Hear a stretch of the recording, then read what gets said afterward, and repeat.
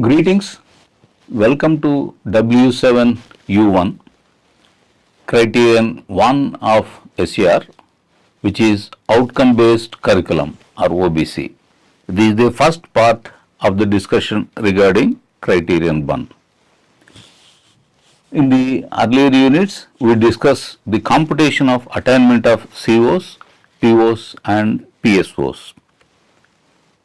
The outcome of this unit is understand the nature of outcome based curriculum, which is criterion 1 of the SER. We will discuss in this part subcriteria 1.1.1 and 1.1.2.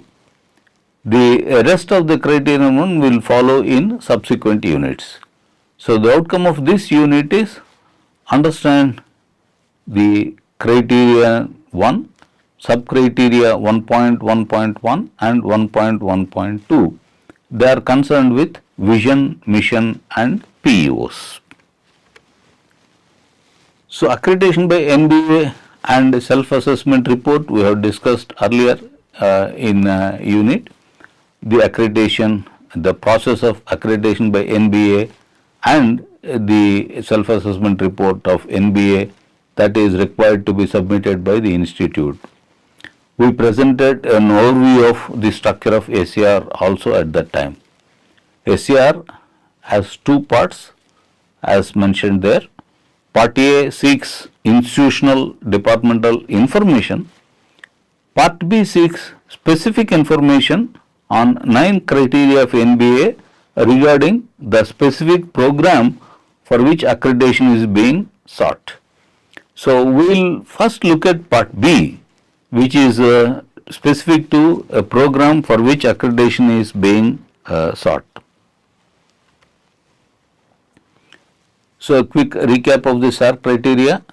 Program level criteria, there are 8: outcome based curriculum, outcome based teaching learning, outcome based assessment, students performance, faculty information, faculty contributions, facilities and technical support, continuous improvement. And if you notice, the marks for the tier 1 and tier 2 institutes are all same, the total marks allocated. Then one institute level criterion, that is 9, is there, student support and governance. That is also same for both tier 1 and tier 2 institutes.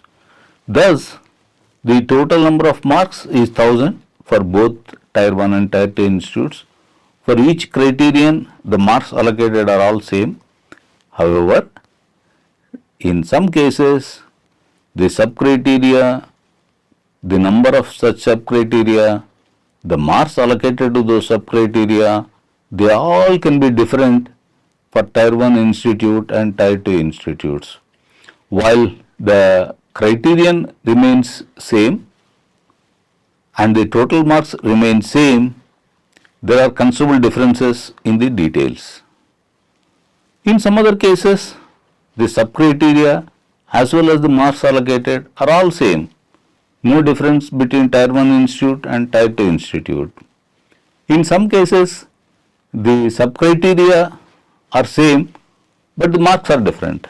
So, one has to go through SER carefully to see that the preparation is done with due diligence and care.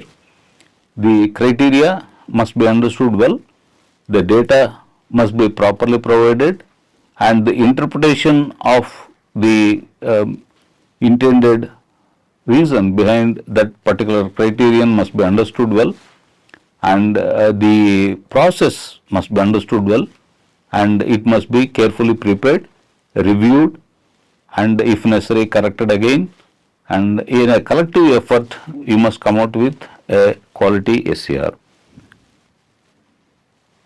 And it is obvious that when we provide so much of data, there could be difference, small differences perhaps, between the data as presented in the SER and the data that applies when the team actually visits.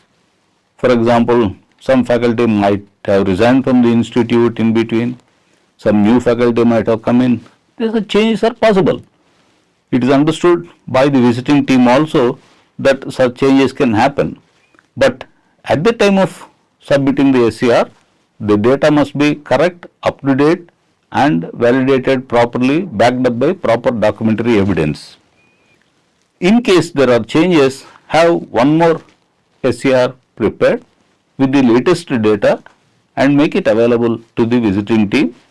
If they are interested to know the differences, they will have a look at it. So let us look at criterion 1, outcome based curriculum. As we mentioned, this is concerned with the outcome based curriculum of the program for which accreditation is being sought. It has 5 sub-criteria. They are all same for both Tier 1 and Tier 2 institutes. However, the marks allocated to these sub-criteria are different. As I just now mentioned, sometimes the sub-criteria are same but the marks are different. So here the 5 sub-criteria, yes, there are 5 in number for both Tier 1 and Tier 2. They are named same way, but the marks allocated are different. Further, the elaboration of these sub-criteria is also different for Tier 1 and Tier 2 institutes. How a sub-criterion is further broken down into further sub-criteria, that also is different. So that is why SAR has to be gone through with care. So the basic criterion 1's sub-criteria are 5 of them, as I said, 1.1 to 1.5. Vision, mission and program educational objectives. As you can see, marks allocated for a Tier 1 institute are 35, while marks allocated for Tier 2 institute is 40. 5 marks difference is there. Then we are going to cover only this in the present unit. Then we have curriculum, structure and features, that is 1.2. Here marks are same, 30, 30. Then 1.3, PO, PSO and their mapping with the courses. Here again the marks are different.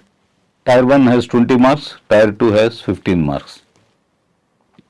Then 1.4, course outcomes and course articulation matrix, again marks are different, 30 and 25.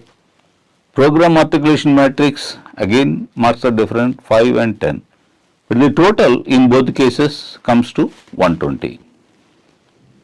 This criterion is fairly elaborate one with several details required, and it requires fair amount of effort to complete this criterion properly. So vision, mission and program educational objectives.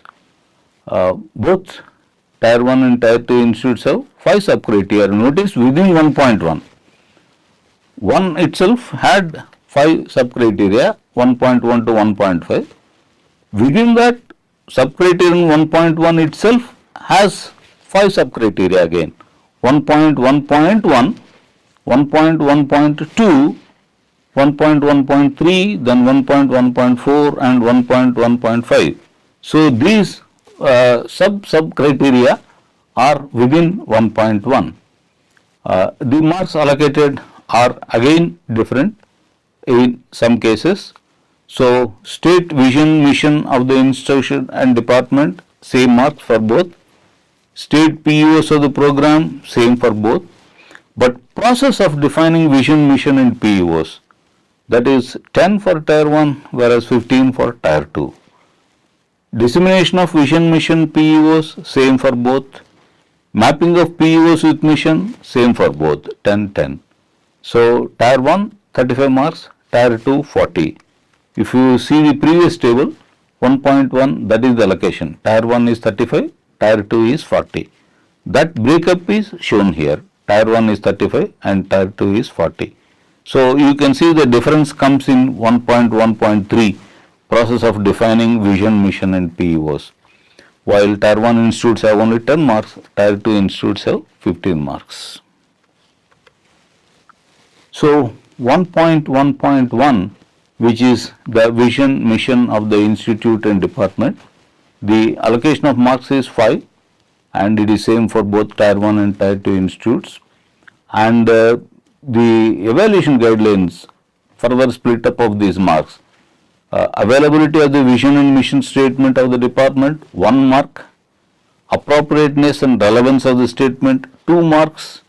Consistency of the department's statements with the institute statements, 2 marks. It looks like a very fine breakup, but it helps you to understand the importance of different aspects of the particular criterion or sub-criterion that we are looking at. And while you are looking at this detailed breakup of the marks, one must be aware that while this picture is very clear for Tier 1 institutes, for Tier 2 institutes there could be certain amount of hesitation or uncertainty regarding the breakup of the marks. So in all cases, our general suggestion is that keep following the NBA website regularly, look for any updates that the NBA provides regarding the criteria or regarding the evidence to be provided or regarding the norms or regarding the marks breakups. Regarding all these issues, keep looking at the NBA website quite regularly. That is extremely important.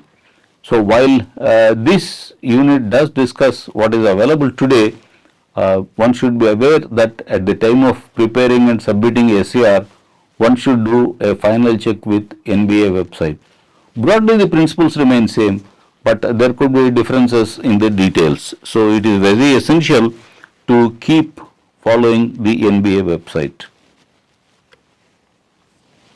The exhibits and context to be observed and assessed. The visiting team will look at all these things. Availability of the vision, mission statements of the institute and the department. Where all they will check, we will see in a later another sub-criterion, dissemination of this information place. Correctness from the definition of perspective. How does one judge whether these are stated well and they are correct? This is subject to evaluation by the visiting team. They might discuss with the stakeholders, and based on that they will form their opinion as to how these statements have been developed and how to what extent those are correct. Correct in the sense that from the perspective of the institute. Then consistency of the department statement with the institute statements. This again a subjective evaluation by the visiting team, but it is very important. The department is a part of the institute. So the institute's vision and mission must be the overarching principles for all the departments. And the department's own vision and mission must be consistent with and in alignment with the vision and mission of the institute. So that is cross-checked by the visiting team. So vision and mission of the institute. Vision is a futuristic statement. It's a futuristic statement. It's the aspiration of the institute. Where the institute would like to see itself down the road after say 5 years, 6 years. What is its aspiration? What the institute would like to achieve over a relatively longer period, say about 5 years, 6 years. So vision is a futuristic statement. Mission is the means by which the institute proposes to move towards that stated vision. We are at one point, the vision is obviously at a point which is at a higher level, higher in a positive sense. And how do we move from this level to that level? How do we move from where we are to where we want to be? We need specific action plans. Mission provides those things. So mission is the means by which the institute proposes to move towards the stated vision. The general principle of this vision and mission holds good for a department also. These statements should be written in a very simple language, easy to communicate, because all stakeholders must understand that these statements, they must internalize, they must work towards these statements. So it must be written in a simple language, easy to communicate, and should be realistic, focusing on the aspirations of the institution that are to be realized in the near future.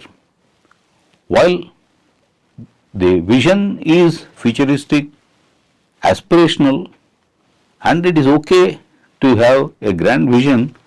It also must be realistic in the sense that very grandiose statements which on the face of it look slightly, rather we should not use the word, but slightly unrealistic probably should be avoided. That is, avoid too flowery phrases.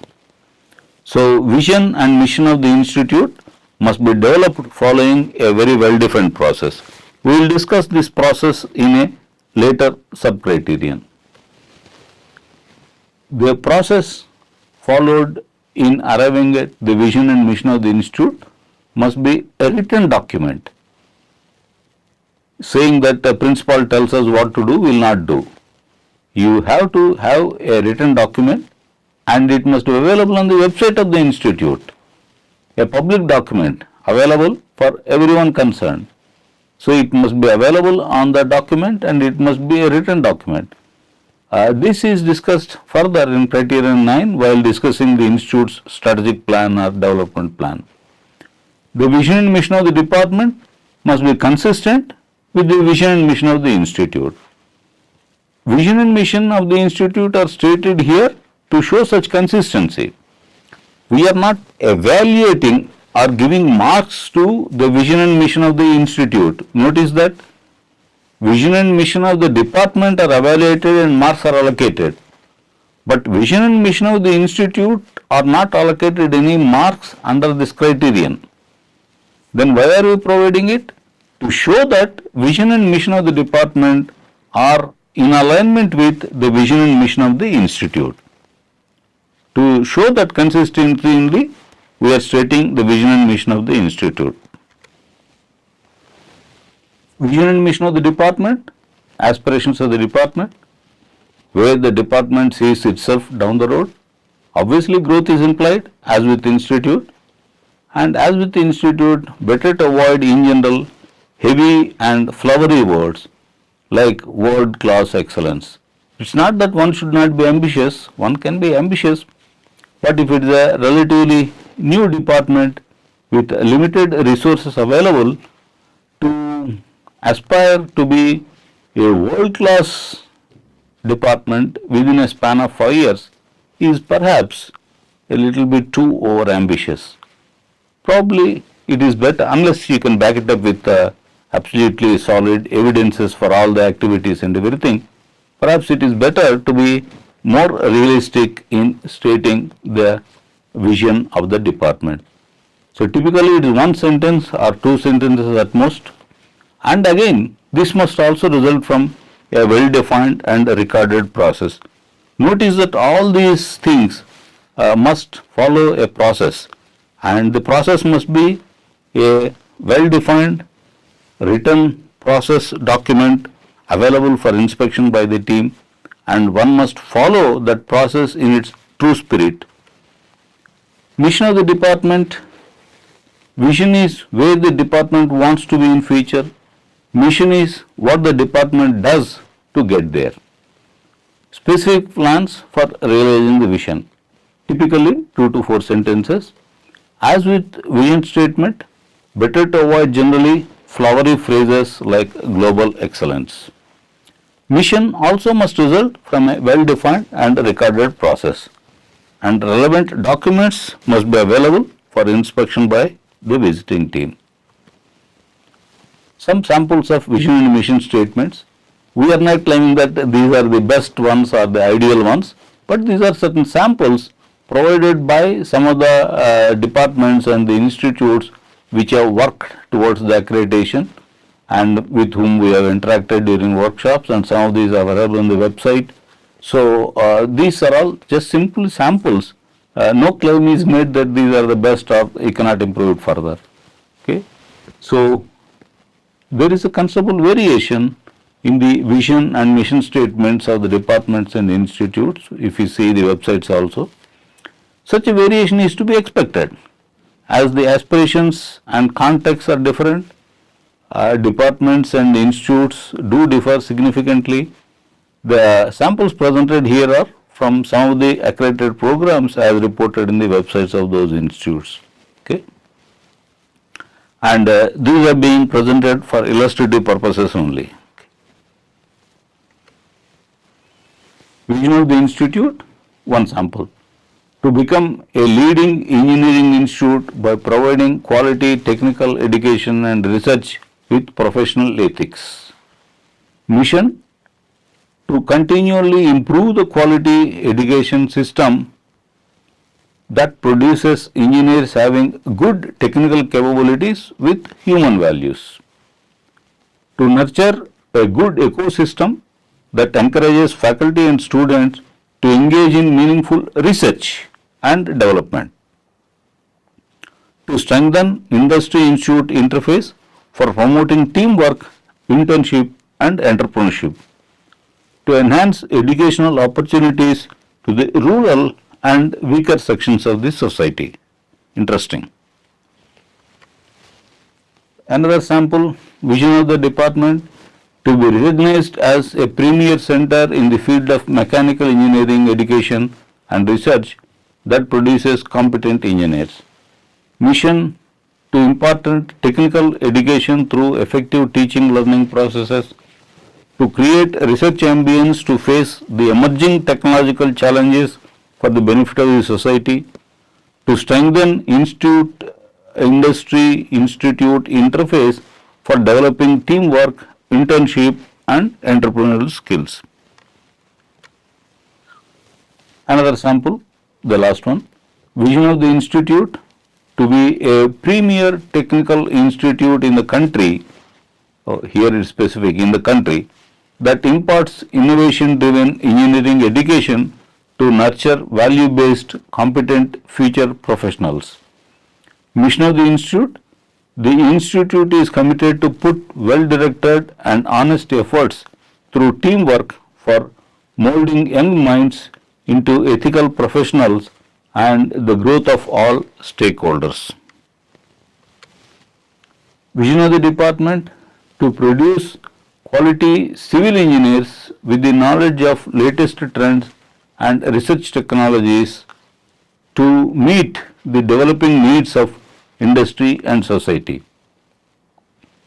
Mission of the department, to impart quality education in line with quality teaching learning process, to provide and continually improve the environment that encourages and supports innovative research and development, to develop linkages between industry, academia for overall improvement of students.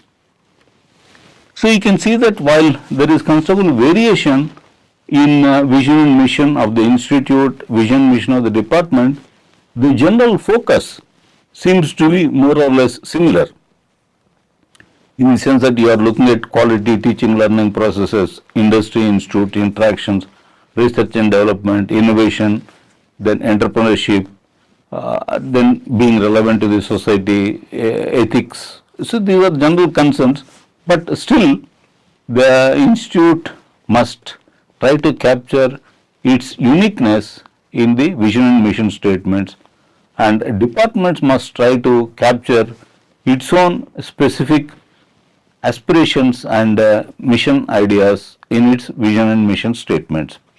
Its uniqueness must try to capture in these statements.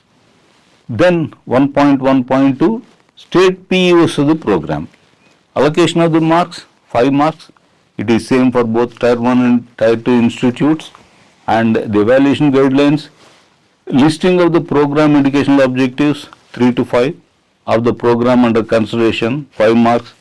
In fact, we have discussed the program educational objectives in an earlier unit, how they should be written, what should be the features of good program educational objectives, what they are. All these have been discussed in an earlier unit. So we need to have a listing of these program educational objectives, and that carries 5 marks.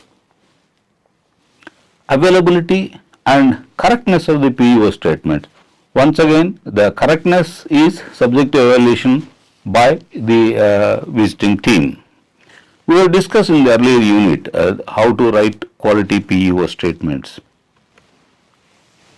So PEOs are what the graduates of the program are expected to achieve: professional accomplishments, continuing education and attitudes within 4 to 5 years after completing the program. As we discussed in this unit, we are talking of a time frame of about 4 to 5 years after completing the program. PEOs also must result from a well-defined and recorded process. In fact, this happens throughout SAR. Whenever we talk of things like PEOs, are there evaluations, all of them must follow well-defined and recorded processes, and we must have documentary evidence that a process is present, it is implemented properly, and the records of implementation are available for inspection by the visiting team. We will discuss this process idea again in a later unit. The PEOs may be guided by global as well as local needs, vision of the institute, long-term goals, etc. Some of the key factors to be considered while arriving at the PEOs: they should be consistent with the mission of the institution, should be based on the needs of the stakeholders, and the number of PEOs should be manageable, typically 3 to 5. PEOs also must result from well-defined and recorded process. All the stakeholders should participate in the process of framing PEOs. It cannot be just a department head or a small group of people. All stakeholders must participate in this process of framing PEOs. PEOs should not be merely duplicates of POs or PSOs. They are what the students are expected to achieve 4 to 5 years after graduation. All the relevant document evidence must be maintained. So, some of the sample PEOs, in fact, we have seen this in the earlier unit, so I will not go through all of them, but this is an example of graduates of BE Electrical and Electronics Engineering program. So, we are saying graduates of this BE EEE program, 4 years after graduation we have listed 4 of them. I will not go through because we have discussed this kind of things in the earlier unit. So, with that we come to an end of W7U1. In the next unit, we will continue with the criterion 1 of SAR, outcome based curriculum. Now, we will look at sub-criteria 1.1.3, 1.1.4 and 1.1.5. That is, still we are with sub-criterion 1.1 only, and we will continue with that sub-criterion in the next unit, W7U2. So, understand the SAR requirements of criterion 1, outcome based curriculum, sub-criteria 1.1.3, 1.1.4 and 1.1.5. Okay. Thank you. We will meet again with the next unit. Thank you.